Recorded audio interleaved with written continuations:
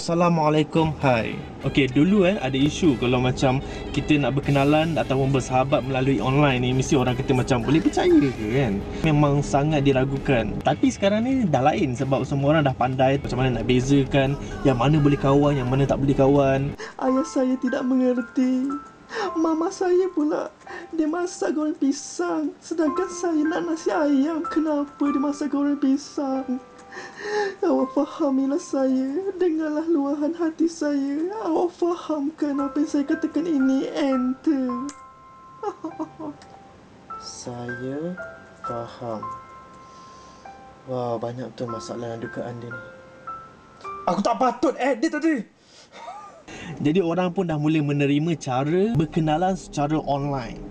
Tapi macam mana pula dengan bershopping secara online? Boleh percaya atau tak? Sekarang ni ramai orang dia assume yang semua benda yang online tu adalah penipuan. Tipu!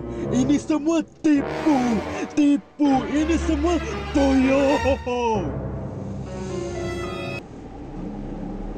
Kalau nak ikutkan membeli belah secara online ni tipu, sebenarnya kalau dekat luar tu, yang convenience shop dekat luar tu pun, yang kita pergi ke supermarket kan, ada juga yang tipu kan. Betul, saya pernah ditipu oleh pekedai biasa di luar. Ketika itu saya nak beli tuala, tetapi tengok apa yang dia berikan kepada saya. Dia berikan saya satu lagi tudung. Jadi sebenarnya kita sendirilah, kita sebagai pengguna, sebagai pembeli, kita kena tahu memang sekarang ni kita adalah dalam dunia IT, dunia teknologi. Jadi persepsi kita ni sebenarnya kita kena ubah dan kita kena bijak untuk pilih mana yang okey dan mana yang tak. Okey, ini adalah sikit basic tips macam mana untuk membeli belah secara online. Baca apa polisi, rules dan regulation, syarat-syarat yang dikenakan oleh satu kedai tu. Dia tengok kadang-kadang kedai ni dia lain daripada konsep kedai ni. Kedai ni mungkin dia hantar dalam masa 24 jam dan kedai ni mungkin dia hantar sebulan sekali. Jadi kita kena tahu bagaimana kedai tu beroperasi. Menarik. Menarik. Wah, menarik. Menarik. Wah, menarik cerita ni.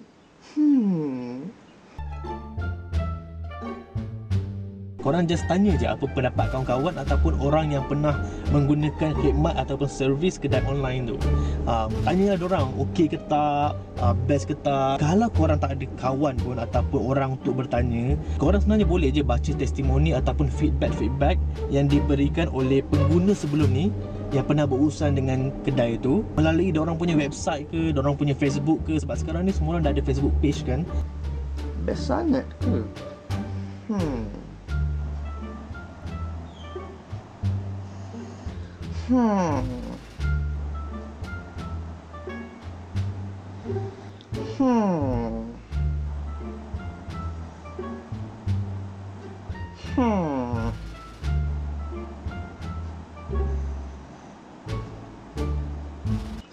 Saya beli. Selepas kita dah tahu feedback, kita dah baca polisi, lebih baik kalau kita nak berhati-hati, kita cuba try beli satu je dulu barang. Beli satu sahaja item dan kita try sendiri. Kita rasa sendiri pengalaman menjadi pengguna, menjadi pembeli di kedai online tu. Dan sekiranya korang berpuas hati dengan servis yang servis yang dibagi, jadi lepas tu barulah korang boleh berurusan untuk produk-produk yang seterusnya lah. Ya, saya dah masukkan deposit dah. Saya dah masukkan RM12. Saya nak beli satu item sahaja. Satu item. Ya. Myvi warna kuning. Apa yang penting ialah korang sebenarnya kenalah jaga segala maklumat peribadi korang dan juga simpan segala data-data pembelian, print out. Jadi kalau apa-apa hal yang berlaku, jadi korang dah ada bukti. Senang cerita, kewujudan kedai online ni sebenarnya dia memudahkan kita, memudahkan pengguna. Sebab kalau kita nak keluar, nak cari masa, nak pergi ke kedai, nak bawa kereta, jadi dia sebenarnya memudahkanlah untuk orang yang tak reti bawa kereta. So, bila kita bijak dalam teknologi dan kita dah kuasai mana yang okey, mana yang tak, jadi segalanya hanyalah di hujung jari.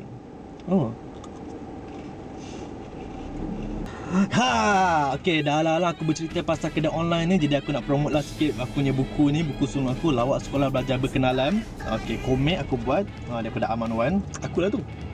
Dan juga belakang ni, pusing dia akan jadi novel. Separuh komik, separuh novel. Jadi buku ni ada orang kata tak dapat jumpa dekat mana-mana. Jadi korang bolehlah dapatkan di kedai Blink online. Okay, ini ada link untuk ke kedai tu. Harap korang boleh support aku punya buku ni, Lawak Sekolah.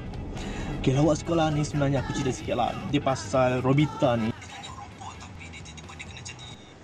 Mamat ni sempat pula dia promote dia punya buku. Apa yang best sangat entah. Sikit teknik belajar berkenalan. Dan apa yang paling best sekali tentang buku ni ialah siapa yang beli buku ni, aku sayang dia. Saya beli.